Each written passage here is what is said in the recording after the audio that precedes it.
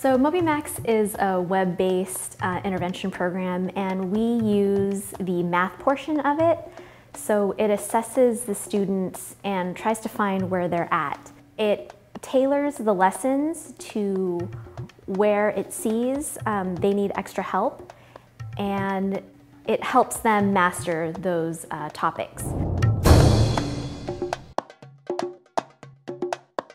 So MobyMax is this math enhancing skill program for students. We started at the Seaside Clubhouse, and we had an initial enrollment of 30 students.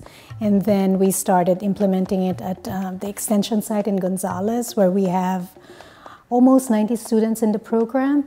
And we also have it running at the Salinas Clubhouse with about 30 students. And they start by doing some sort of a placement test, and then the program would assess what skill levels are missing from the course standards, and then the program would start giving them lessons to address those standards and, cover those skills.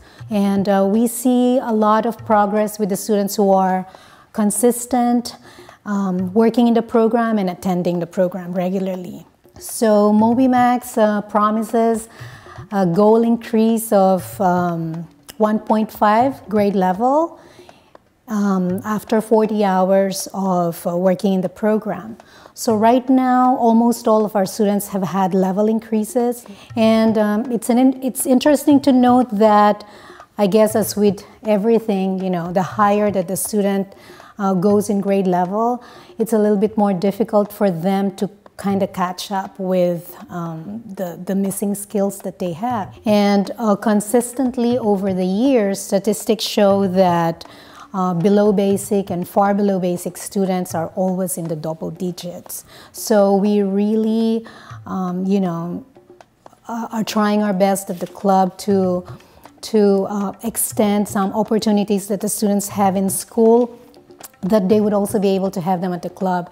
That's why we're putting this math and literacy programs to help support what the teachers and what the educators are doing at the school level.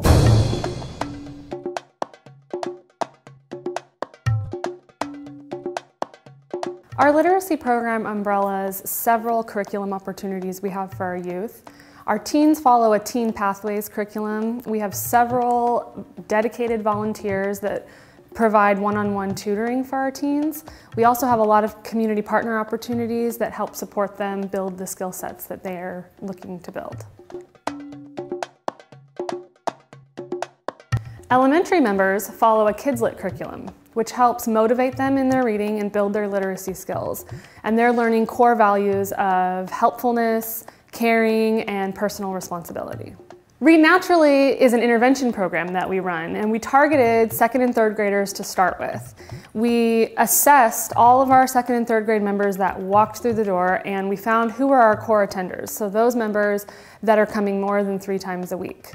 So we bring them in to start a 16-week period of working on this intervention program. We have volunteers that come in from CSUMB and regular volunteers that come in to help us work with this program. We found that the ratio is better 1 to 3 or 1 to 5 because we actually sit down and read one-on-one with these members. That's what we found works the best. The stories that the kids get to read are high-interest nonfiction stories. So they're reading stories like The Poison Dart Frog, and they're reading about tarantulas, which they absolutely love. We have 20 members in Read Naturally, and 11 of them have moved up a level.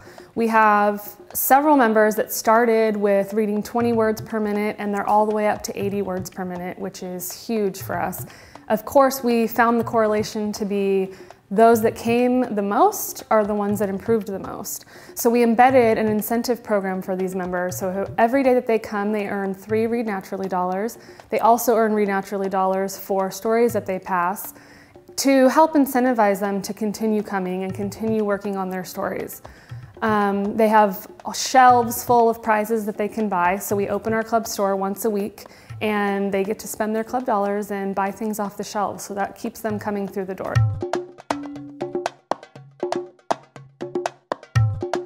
At the Salinas Club, we have a little bit more students or members, and so we feed about 150 breakfasts and about 250 lunches. And here in the Seaside, we feed about 100 breakfasts and about 100, maybe 125 lunches. And it's important because they haven't eaten since probably 11:30. And if they didn't get this meal, they wouldn't eat until they went home at 6 o'clock, and then of course that's iffy depending on what the family situation is. So basically the children get nutritious meals all year round. Many children only get meals that they get at school or at the Boys and Girls Club just due to financial reasons at home. This gives them the energy to be able to do after-school programs, to do their homework, to do their lessons in school, and to be able to function and to learn and to become part of society.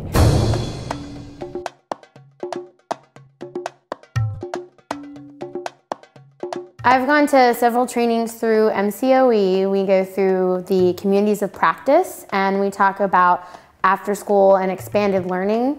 We're looking at youth voice, looking at active and engaged learning. How do we get the kids involved in learning? And youth voice is how do they have their voice with the learning and what do they want to see here after school? With the P21 skills for Common Core, we're looking at specific skills when the youth are in programming and when we're offering program to the youth. Those skills are initiative and self-direction, creativity and collaboration, accountability and productivity. And when we're watching the kids doing the programming or when we offer those programs, we're really taking a look at, are those programs that we're offering, do they connect with those P21 skills that are being named? And can the youth identify that they've learned some of these skills once the program is complete or in progress? So our summer theme is Adventures in STEAM. So what we're looking at is how do we incorporate the disciplines of STEAM, science, technology, engineering, arts, and mathematics in our morning program and how the kids can do that. Some of them that we've looked at are roller coaster building with Connects.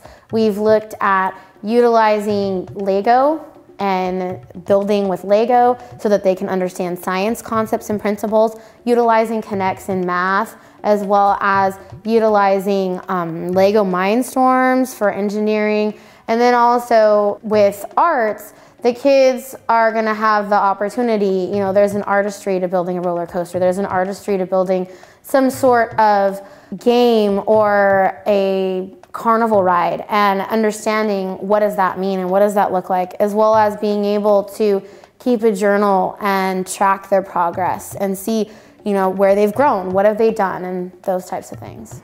When we do our summer programming, we offer 2 STEAM fairs, essentially. The first showcase is for parents and community members to come and see what we're offering for the kids in the summer.